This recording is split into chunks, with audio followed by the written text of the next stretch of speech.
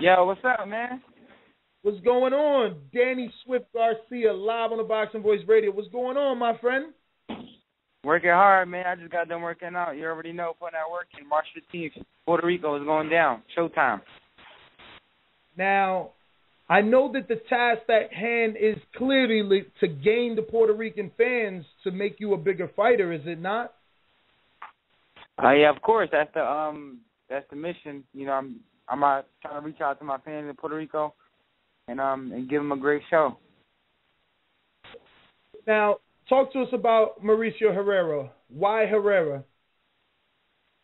He was an opponent that my manager asked if it was okay to fight, so I ain't got to do all the time. I let my manager pick it out, promoter picks the place, the event, and I just do the fighting. So, you know, I never pick my opponents. I let my manager do his job, and then I go in there and do my job, and that's fight.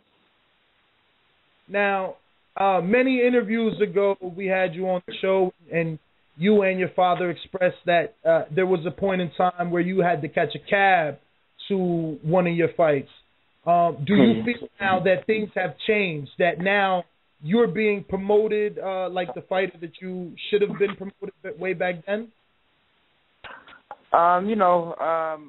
You got to earn your respect. So, you know, all that did was make me stronger and made me train harder. It kept me focused to be the best. And things changed. I earned my respect in boxing, but I'm more hungrier than ever now. So, you know, I just can't wait to March 15th to give my fans all around the world a great fight.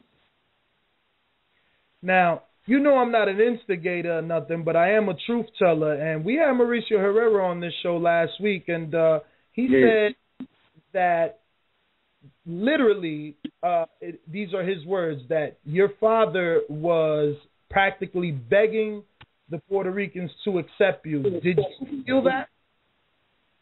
No, we ain't begging nobody. We don't got to beg nobody. At the end of the day, I'm still getting paid, but who likes me or not? So we don't beg nobody. We never beg for nothing. So I don't know what he's talking about. Now, do you think that you will be able to knock out a guy like Mauricio Herrera? I mean, this guy's taken some punishment and coming. He's no slouch. He's a good fighter. While some may say that this is supposedly like your tune-up or your easy fight, it's not that easy. This is one of the only guys that beat Ruslan Pavatnikov. Yeah, you know, there's no easy fight in boxing, so I'm going to go in there and I'm preparing like I prepare for every other fight. I'm doing everything the same. I'm doing it even, you know what I'm saying, I'm even pushing myself harder. I know he wants to be world champion, so I got to go in there on my A game, and I got to go in there and destroy him. So, do you believe the knockout is possible? Oh yeah, I believe I can knock anybody out. It's just a matter of the punch landing and the timing of it. So, you know, I go into every fight looking for a knockout, but if it don't come, I just gotta adjust and box my way to a 12-round victory.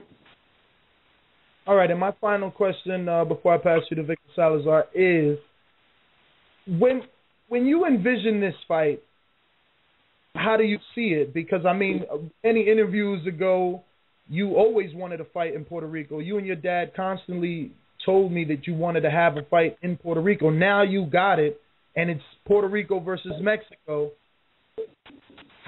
What is your dream scenario for March 15th? Knockout. That's my dad. He answered that for you. Tell him again. Knockout. Angel, I'm so fucking happy to have you on, my friend. Yeah. How you doing, bro?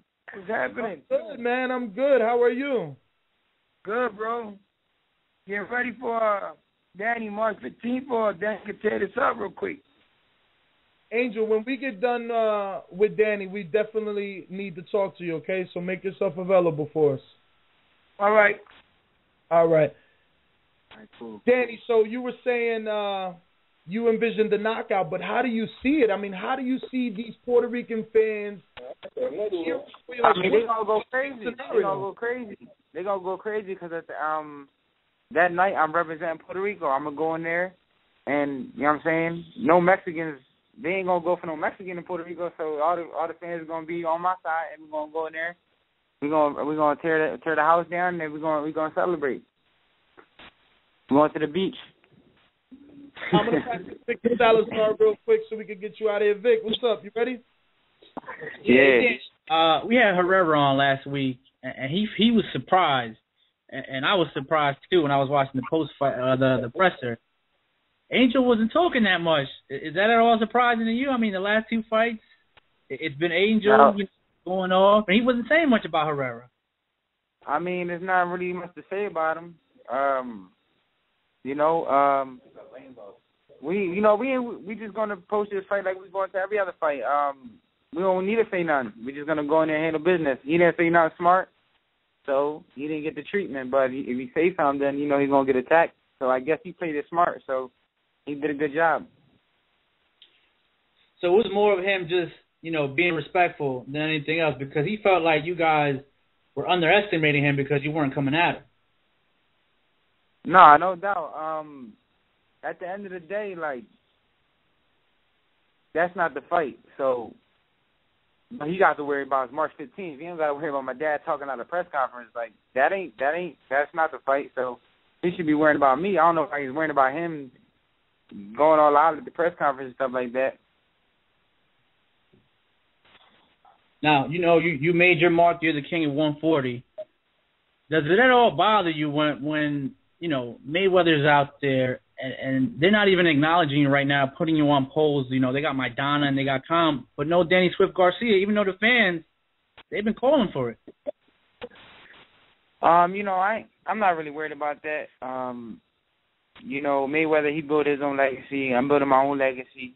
I'm not like all these other fighters who just want Floyd for the payday, because whoever I want, I'm going there and I'm going to win.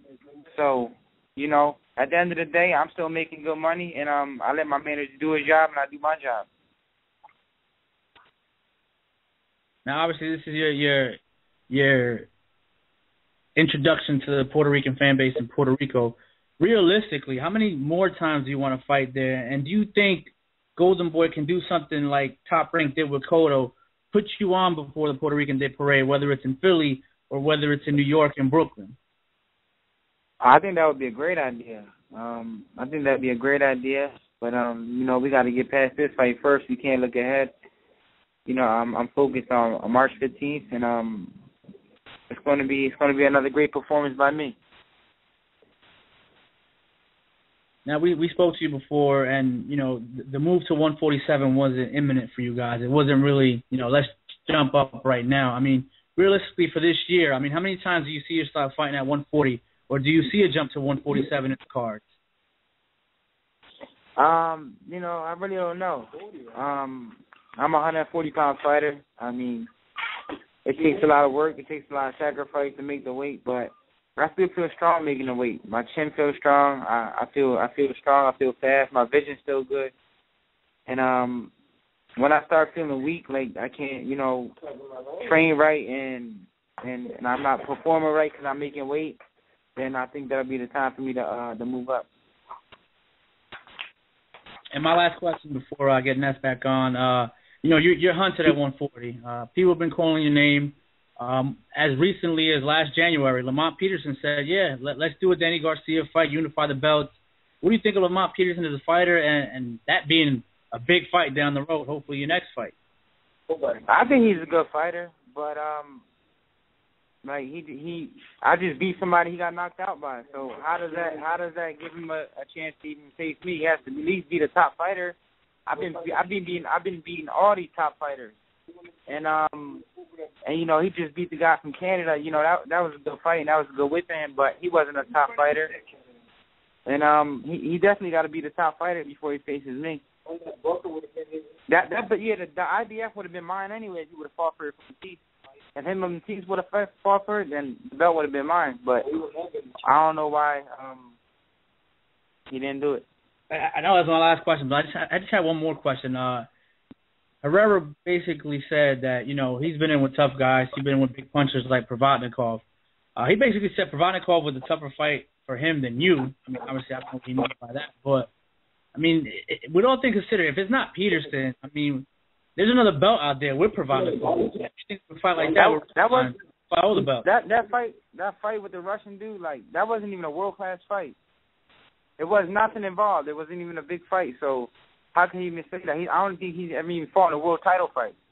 So how would you even say that fight was harder than this fight when it's a whole different level? So at the end of the day, he could say whatever he want to say, but March 15th, when he's in there with a true champion and he's getting hit, then that's all that's going to matter, because a lot of people could talk and say what they want to say, but at the end of the day, when you get hit, it's a whole different story. Dan, those are all my questions, man. I'll definitely be in Puerto Rico, man. Good luck. I'll see you March 15th, man. All right, thank you. And thank you for coming on, Danny. You know we always appreciate it.